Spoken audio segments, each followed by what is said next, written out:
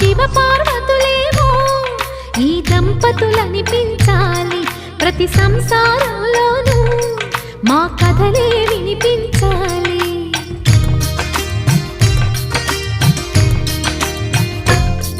ఆ సిరిని శ్రీహరిని మా జతలో చూపించాలి, శ్రీకాంతుల కొలువంటే మా కాపురం అనిపించాలి. మా ముంగిలిలోన పున్నమి పూల వెన్నెల విరియాలి, మా చక్కని జంట చుక్కల తోట పరిపాలించాలి.